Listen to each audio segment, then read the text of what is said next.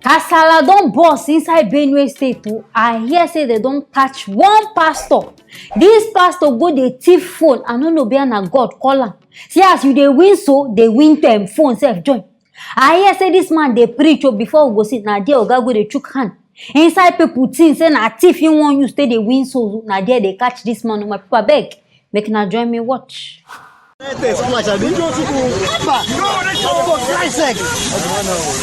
way you gonna do something. I even have a pass. I want a good morning, sir. I want a good morning, sir. The doctor said, Pastor, we are doing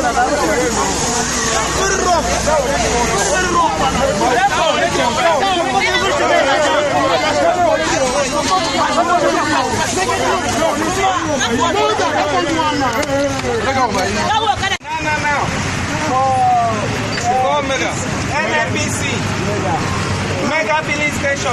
Come control this animal here. Come. Yeah, exactly, but you don't carry lunch in your hand like that. You understand me? You don't know what you the first year every day. I mean they sleep. Now they sleep, they catch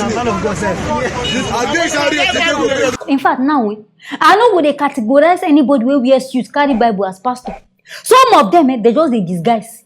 They know what they do. They be thieves, they be criminals. They just they use the name of God, they lie. Because I don't see where you go they preach, but your mind go they dey inside person property where you want it. It don't make sense now. If you know say God no call you, I beg go sit down for your house. They do your thief in jeje. Make we know say na thief you be. No one they use God, they lie, they deceive people. They claim say na God now send you.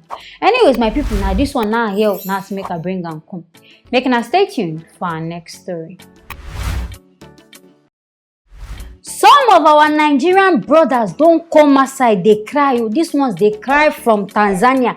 So then the Tanzania people, they don't illegally detain them because of no reason. So because of them now Nigerians, now the only reason why they can't carry them. My people, I beg, make now join me watch. Nigerians, please come to our rescue. We are here in Zanzibar. We got here very early this morning. This is what Salam. This is what you get for being a Nigerian citizen or a young Nigerian citizen traveling outside the country. Please, Nigerians, come to our rescue. We don't know what these people are trying to do. Please. We've been locked here for hours now. Our offense, we don't know. They just kept us here in this room. We are locked up here for no reason. Here in Salam, Tanzania. But me, at the reason I say these guys where they claim say they just enter the country and because of that when they don't lock them, it's either quarantine, maybe they quarantine on or they find something illegal for one of their body. Because me, I did very certain say nobody go just adopt you, go lock you inside one room. Say you don't do anything, they won't come arrest you. That is not possible. So I did very certain say they find something for their body. But as the matter also they go, I hear say inside Tanzania, their own racism even worse. And say that name Nigeria, in fact, now red flag. So I no come that as na know say this place na so e be. Abeg wetin una define? Wetin una carry on accept say na this Tanzania na won't go by force by fire. Una no see another place go. I mean with the where they look on I sure say una don't go there go do something. Abi una why even plan go there go do something. Maybe na cult group na won't go start. Abi na don dey find new headquarters for crime. Because I know our Nigerian brothers well. But I beg the Tanzanian government, if these people don't do anything, I beg try release them. Our Nigerian immigration, if you know say and I want pull out, make na try pull out inside these ones. May they release them these guys because me I know see all this operation what they do. Even Miss V, she get our Miss D. I mean I always call her Vanessa Miss D.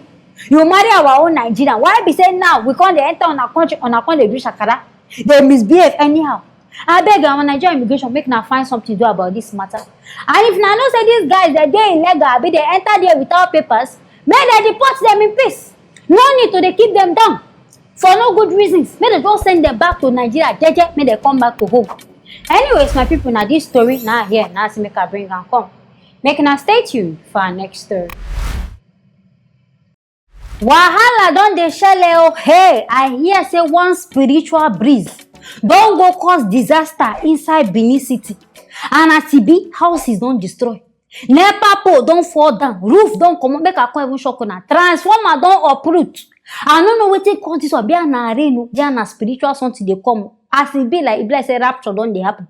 Because to me, the way destruction don happen for that side, it even shock me. My people beg, make na join me watch. We must thank Baba God from January to this month of October, but as rain they fall now, the kind breeze they blow now, don't blow many houses. Hey, I pray one day, make it better pass like this. BDC, make it better pass like this. Make it better pass like this. So, that bit does not even take to about 30 minutes. The bridge just come. I drove up my children inside here. Now I saw something coming like play.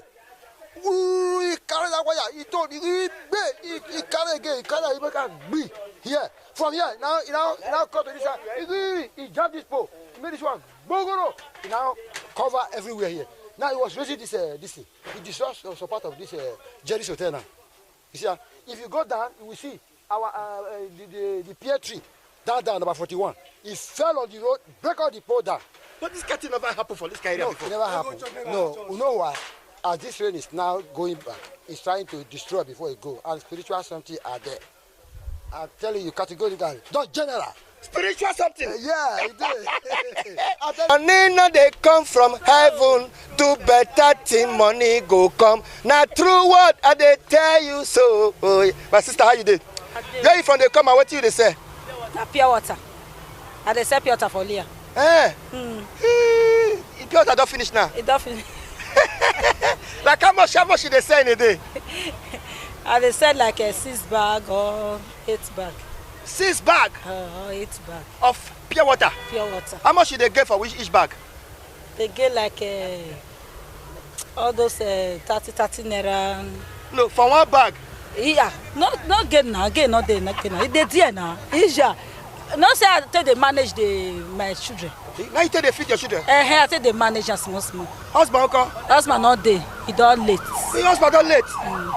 Now let me one. So now this pure water, now you tell they feed your children, they pay us and they feed? I like the pure water, I not get anything. Let me say you be widow? Yes. Sorry. Yeah. Do? So you want to go carry another one and be out? Abi don't finish for today. It don't finish today. Someone calculate that 8 bag, 30 naira. Where be your gain? 1 bag na 30 naira, 2 bag 30 naira, 60 naira, 3 bag is 90 naira. Then 6 bag go be 180. 7 bag go be 210. 8 bag go be 240 naira.